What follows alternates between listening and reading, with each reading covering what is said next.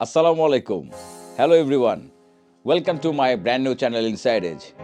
আজকে এই ভিডিওতে ইনসাইড এজকে এবং আমাকে আপনাদের সাথে পরিচয় করাতে চাই, কারণ এই ভিডিওটার মাধ্যমেই আমাদের ইনসাইড এজের জার্নিটা শুরু হতে যাচ্ছে।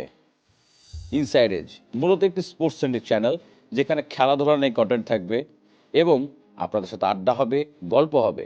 ইনসাইড এজ ইনসাইড এজে বেসিক্যালি খেলাধুলা related inside stories, news, statistical analysis, performance analysis এবং পডকাস্ট, এইসব ক্যাটাগরিতে কন্টেন্ট থাকবে।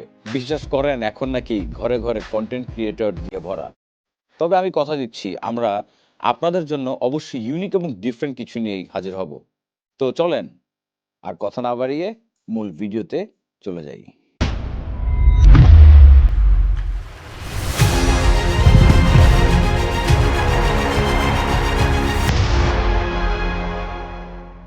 শুরুতেই বলে রাখি, আমি কিন্তু কোনো প্রফেশনাল স্পোর্টস পারসন নই। আমি here as a sports promoter. আমি আমার খেলা দেখার অভিজ্ঞতা থেকে যতটুকু বুঝি, সেই জ্ঞান থেকে আমি আপনাদের সাথে আলোচনা করব। চলেন এবার আমি আমার খেলা দেখা শুরুর গল্পটা বলি এবং আপনাদেরকে ফিরিয়ে এনে দেয় সেই দিনগুলোতে। আমার খেলা দেখা শুরু হয় ফুটবল দিয়ে। 1994 সালে মনে আছে, ফুটবল ওয়ার্ল্ড কাপ হয়েছিল। আমার বাবার সাথে টিভি সেটের সামনে প্রথম ফুটবল ওয়ার্ল্ড কাপটা দেখতে যেই খেলা দেখা শুরু। মনে আছে ওই ওয়ার্ল্ড কাপে ইটালি মোস্ট ফেভারিট ছিল, কিন্তু যখন ফাইনালটা হয় ইটালি এবং ব্রাজিলের ভেতরকার, সেই ওয়ার্ল্ড কাপে আপনাদেরকে মনে পড়ে বিখ্যাত পেনাল্টি মিসটা কার? রবার্টো ব্যাজিও। ইয়েস, রবার্টো ব্যাজিওর ওই পেনাল্টি মিসটা কিন্তু ছিল আনএক্সপেক্টেড, কারণ ওই সময় ওয়ার্ল্ডের কিন্তু সুপারস্টার ছিল রবার্টো ব্যাজিও। তো যাই হোক, ওই পেনাল্টি মিসটার পরে কিন্তু ব্রাজিল ওয়ার্ল্ড কাপ চ্যাম্পিয়ন হয়েছিল 1994-তে। ওই বিশ্বকাপে প্রথম বাবার কাছ থেকে শোনা যে ব্রাজিলের স্টার রোমারিও, বেবেতো। রোমারিও কিন্তু ব্রাজিলিয়ান না, রোমারিও কিন্তু তখন ছিল মেগা স্টার। তার গোল স্কোরিং ক্যাপাবিলিটি যদি বলি, বেবেতোর স্কিল, আর দুম্বা কিন্তু মিডফিল্ডে ছিল ওয়ান অফ দ্য বেস্ট ওই সময়। ইটালি যদি বলি, Paolo Maldini one of the best defender in the world. তারপর রবার্টো ব্যাজিও ছিল, জোলা ছিল, কিংবা জার্মানির আপনাদের কি খেলা আছে লোথার ম্যাথিয়াস, যিনি কিনা একটা সময় পর্যন্ত কিন্তু ওয়ার্ল্ডের highest matches played ever player ছিল। আর সাথে ছিল একজন স্ট্রাইকার, আমার যতটুকু মনে পড়ে ইউভেন ক্লিন্সম্যানকে দেখেছিলাম ওই সময়, যে ক্লিন্সম্যান জার্মানির কিন্তু অনেক বড় একজন স্ট্রাইকার ছিলেন। আরও যদি বলি তাহলে কিন্তু ওই সময় সব থেকে বেশি মুগ্ধ হই আমি আর্জেন্টিনার কয়েকজন খেলা দেখে। ফ্ল্যামবয়েন্ট চুল নিয়ে, আপনার ড্রিবলিং, সিরিয়াস পেস ছিল ক্লাউডিও ক্যানিজিয়া।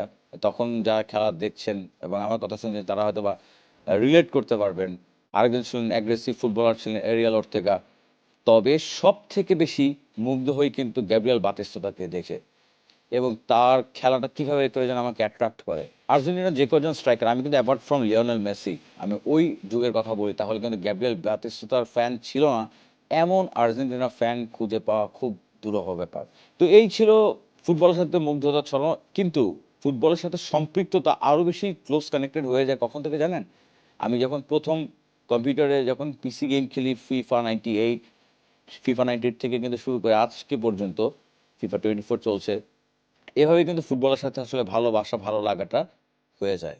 এবং এভাবেই আমার ফুটবল খেলাটা দেখা শুরু হয় 1994 সাল থেকে। তারপর থেকে এখন পর্যন্ত কিন্তু ফুটবলটা দেখছি এবং ফুটবলটাকে এনজয় করছি। ফুটবল নিয়ে তো আপনাদের সাথে গল্প হলো। চলেন এবার ক্রিকেট নিয়ে কথা হোক। ক্রিকেটটা আমার সবথেকে ফেভারিট এবং ক্রিকেটের সাথে আমি অনেক বেশি কানেক্টেড। কেন? কারণ ক্রিকেটটার সাথে কেন জানি একটা ভালো লাগে, সেই ছোটবেলা থেকেই তৈরি হয়ে গিয়েছিল। ক্রিকেট খেলা থেকে বা ক্রিকেট খেলা দেখা থেকে। ক্রিকেটটা বলতে পারেন অনেকটাই রক্তের সাথে মিশে গিয়েছে। তবে ক্রিকেট খেলা দেখাটা কিন্তু ফুটবলের মতো আসলে 94 সাল থেকে নয়। ক্রিকেট খেলা দেখাটা শুরু হয় 1996 সালে। If I am not wrong, Sahara friendship cup ছিল, ইন্ডিয়া ভার্সেস পাকিস্তানের একটা ওয়ানডে সিরিজ ছিল, সেখান থেকে। সেই সিরিজে কিন্তু পাকিস্তান ইন্ডিয়াকে 3-2 হারায়। কিন্তু ওই প্রথম, আমার ঠিক খেয়াল আছে এখন স্পষ্টভাবে, আমি 96 সালে যেই স্যারের কাছে টিউশন পড়তে যেতাম, সেই স্যারের বাসায় আমি প্রথম টিভিতে আমি ভারত পাকিস্তান ম্যাচ দেখি। ওই সিরিজে সর্বপ্রথম যখন নাকি আমি দেখি সাইদ আনোয়ারকে, ওয়াসিম আকরামকে, সেটা ছিল অনেকটা বলতে পারেন, থাকে না লাভ এট ফার্স্ট সাইট, ঠিক ওই রকম ব্যাপার ছিল, যে লাইক তাদের খেলা দেখেছি, আমি ক্রিকেটটার সাথে যেন মিশে গিয়েছি। সাইদ আনোয়ার, সাইদ আনোয়ার আমার দেখা one of the most elegant left hander batter. হ্যাঁ, বলতে পারেন ব্রায়ান লারার কথা, বলতে পারেন সাঙ্গাকারার কথা, আরও অনেকে আছে। কিন্তু আমার কাছে এখন পর্যন্ত most stylish left hander batter যদি কাউকে বলি, সাইদ আনোয়ার। যদি বলি ওয়াসিম আকরামের কথা, আমি শিওর কেউ আপনারা ডিসএগ্রিড হবেন না। ওয়াসিম আকরাম ওয়ার্ল্ডের history one of the best, না আমার কাছে best ever left handed fast bowler. তার সুইং করার কেপেবিলিটি বোথ ওয়াইজ বলি, রিভার্সিং, প্রথম কিন্তু এয়ার সুইং কথাটা আসলে ওয়াসিম আকরামের বোলিং থেকে, এবং ওয়াসিম আকরামের ইয়র্কারগুলো কিছু কিন্তু ছিল ডেডলি। সো সেই 96 সালে ক্রিকেট খেলা দেখা শুরু হয়। তবে বাংলাদেশের ক্রিকেটটা কিন্তু আরেকটু পর থেকে, আপনাদের তো খেয়াল আছে তাই না, 1997 সাল আইসিসি ট্রফিতে কিন্তু তখন টিভিতে খেলা দেখিনি আমি, তখন রেডিওতে কমেন্ট্রি শুনতাম।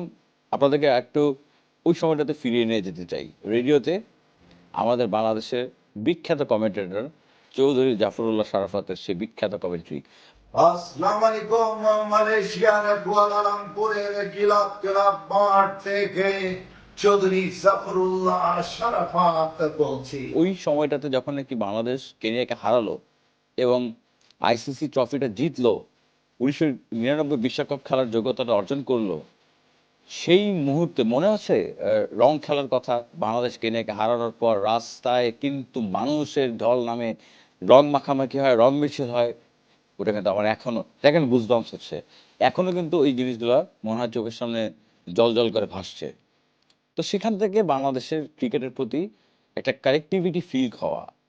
কিন্তু যদি বলি খেলা দেখা শুরু 99 সালে বিশ্বকাপ থেকে, যে বিশ্বকাপে কিনা বাংলাদেশ পাকিস্তানকে হারায়, যেটা ছিল ওই সময়কার মেজর আপসেট, বা স্কটল্যান্ডের সাথে ম্যাচটা, বেসিক্যালি ওই সময় কিন্তু বাংলাদেশের ক্রিকেট খেলাটা দেখা যে শুরু হয়েছিল। আজকে 2024 সাল চলছে, ক্রিকেটটা কিনা ওইভাবেই আমি আসলে ভালোবেসে ফেলেছিলাম শুরু থেকে। ও, আমি আরেকটা ফ্যাক্ট এখানে আমি মেনশন করতে চাই।